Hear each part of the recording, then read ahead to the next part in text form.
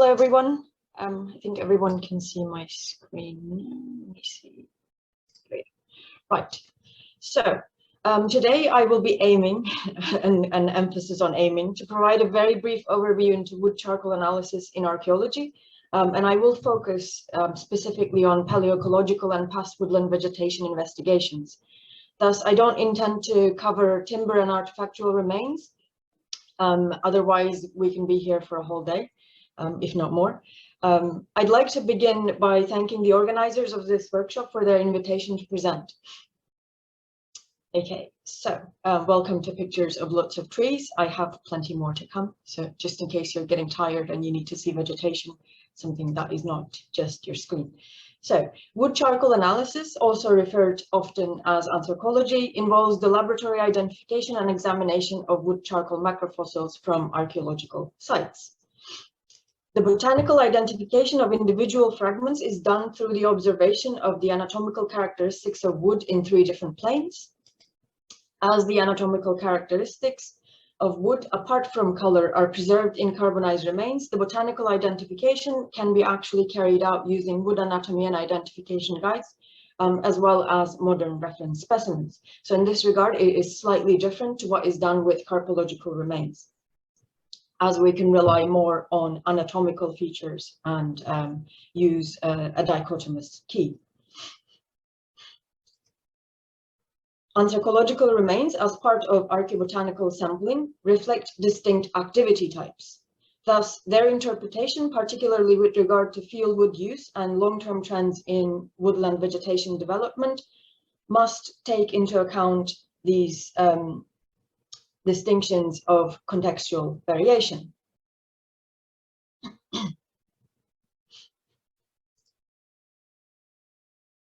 Some of the contexts of great importance for anthropological research are middens and rubbish and dumping or disposal areas.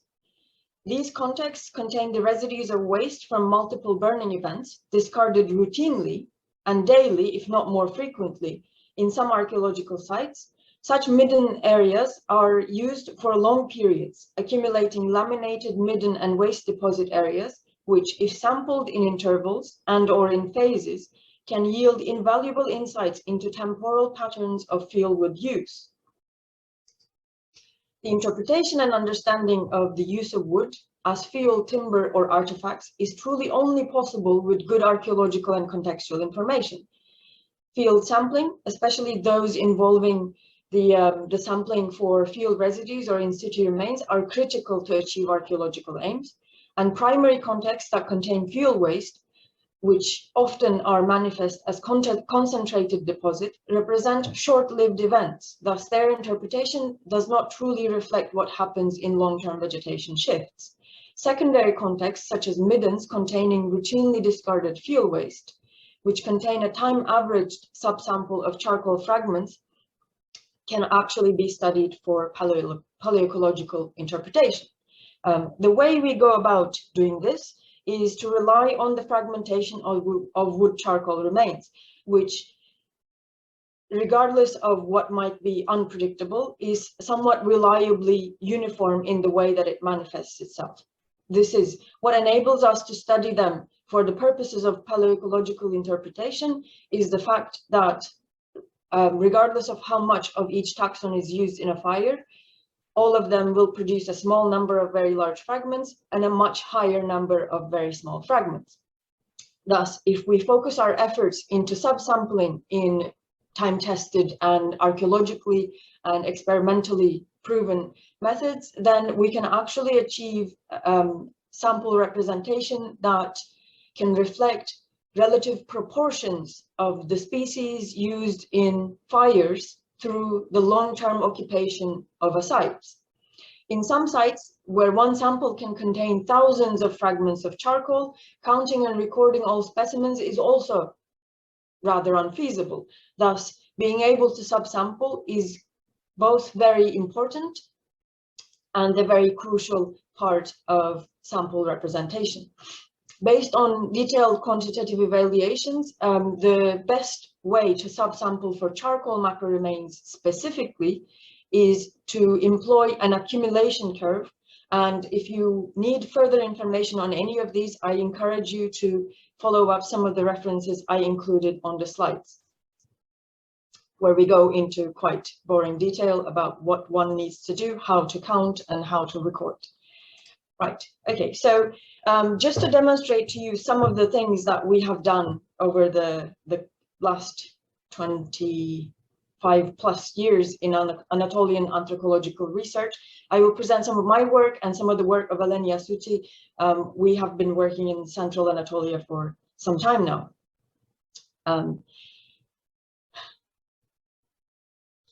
So to give you a very sort of brief background, and further contextual information, the region-wide development of woodland catchments of Southwest Anatolia, in Southwest Asia, follows two, and it can be traced through two Anatolian pollen diagrams. At both Eski Acıgöl and Lake Van, the lake glacial is characterized by very low presence of arboreal and tree pollen.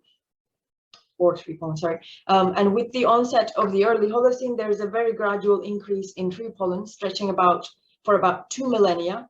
And in both cases, the bulk of the detected arboreal pollen is that of deciduous oak, the spread and persistence of which is significant from socioeconomic perspective in the region.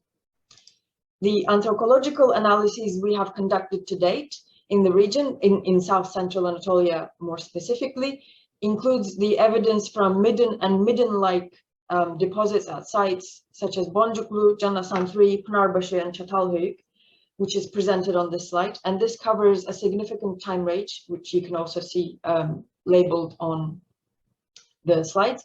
And in order to highlight the taxa often underrepresented or not represented in palynological records, you can see highlighted in green dots next to taxon names at the top, those that do not necessarily appear on pollen diagrams regularly. Across several sites in this region, both semi-arid and riparian woodlands are used for fieldwood collection throughout the occupation of the sites. And additionally, we detect a very gradual and increasing reliance on oak woodlands, broadly in line with the region-wide development of woodland vegetation in off-site records I just talked about. During this early period of permanent settlements, both semi-arid steppe woodlands, including almonds and pistachios, as well as riparian woodlands, were significant resources. However, we do not see a disappearance of these resources in later periods. That is, these ecotones appear to persist through several millennia of use and anthropogenic impacts. During the occupation of Neolithic Çatalhöyük East Mound, the earlier phases show a greater reliance on oak for fuel, but continued use of riparian woodlands. The later shift from oak to juniper during the mid to late Neolithic, and also seen in the Chalcolithic occupation of the West Mound, is at odds with the continuing increase in off-site records for oak pollen woods. Okay. So, supported by observations of woodland structure and formation in the region, as well as paleo-resource modeling that we've conducted over the past years, we're able to deduce the likely locations for various woodland ecotones at variable distances from the settlements that we've just discussed in the prehistoric South Central Anatolian record. It is more than likely that some of these patterns in the shifts for fieldwood use reflect shifts in activities that are variable in the landscape, which at times may have required an expansion or shift in woodland habitats used by the inhabitants of the sites when they had to go to different locations for animal grazing or for other resource collection activities.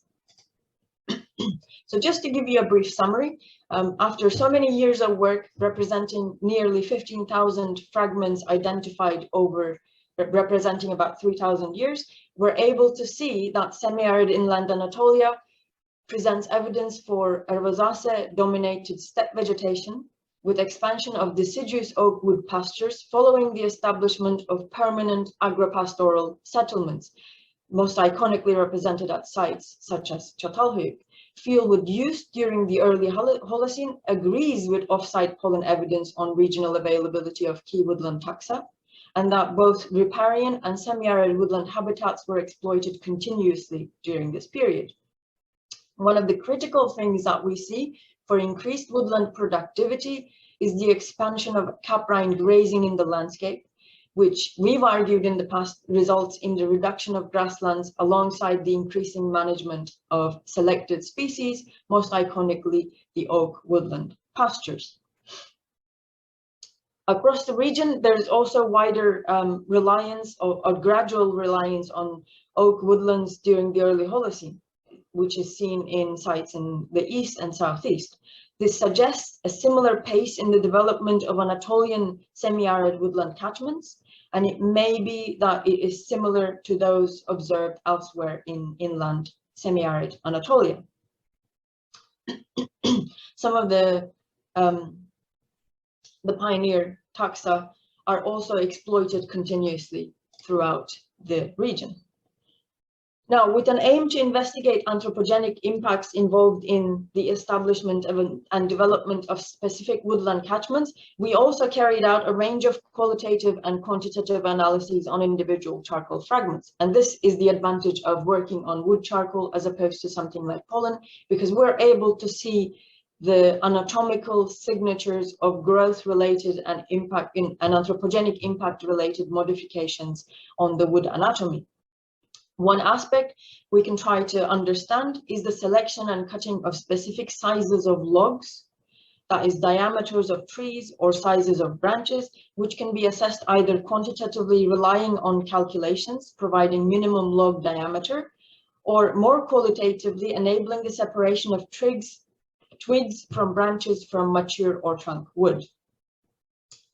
Our aim is to reconstruct not just the taxa used, but the condition of their collection and their growth forms. For example, we're able to also observe the presence of dead wood collection or wood that was burnt as fuel after some period of decay, thus, which may indicate scheduling of cutting activities and fuel seasoning activities, as we're able to observe signs of fungal decay or signs of high moisture content by observing radial fissures formed during burning.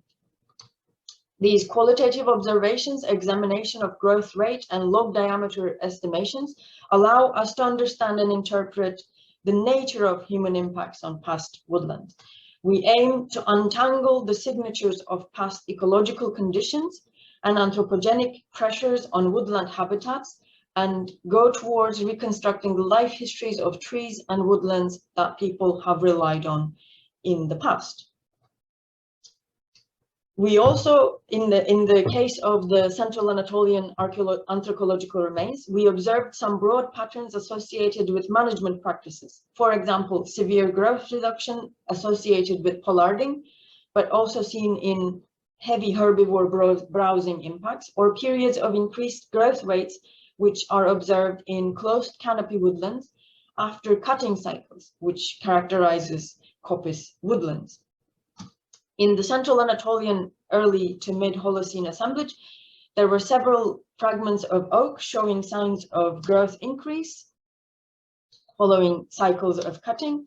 We also observed several fragments coming from stunted or dwarf growing shoots and saplings, while some possible signs of anthropogenic impacts were also seen in other taxa, such as hackberry elm and Fraxinus.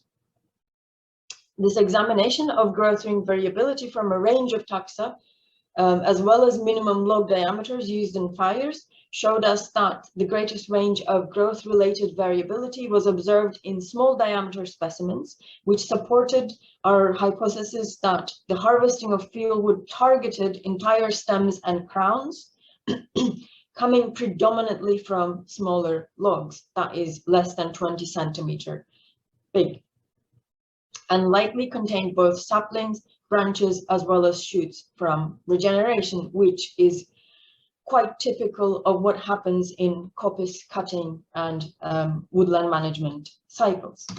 So alongside all this evidence from anthropological remains in South Central Anatolian sites, as well as the qualitative and quantitative observations I briefly took you through on a wild tour, the wood anatomical characteristics relating to tree growth conditions It is more than likely that during the early phases of permanent settlement establishment in the region, there is greater emphasis that was placed on the regenerative properties of woodland taxa. That is taxa that actually responds to cutting by growing new suckers and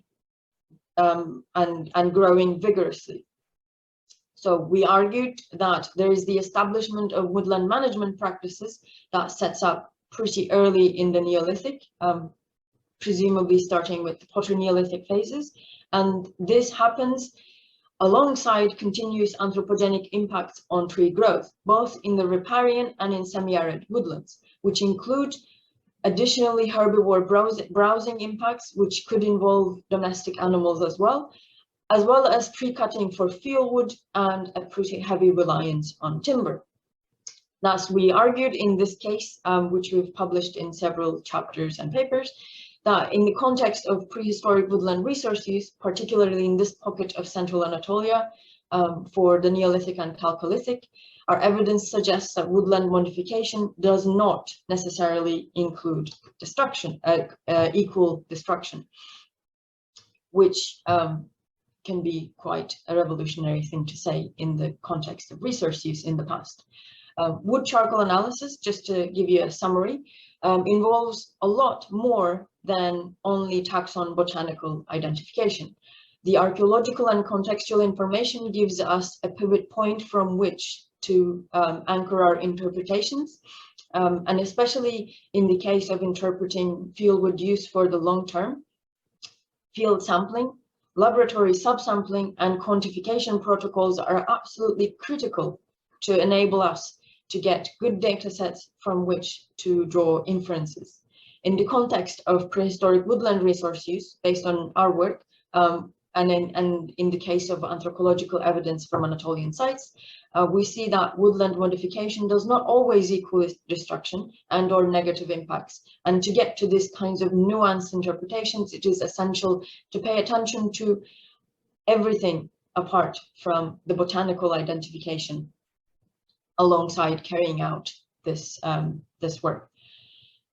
On the contrary, some of the anthropogenic habitats that we have discussed and have demonstrated might have been more resilient and sustainable in the long term because of anthropogenic involvement and impacts.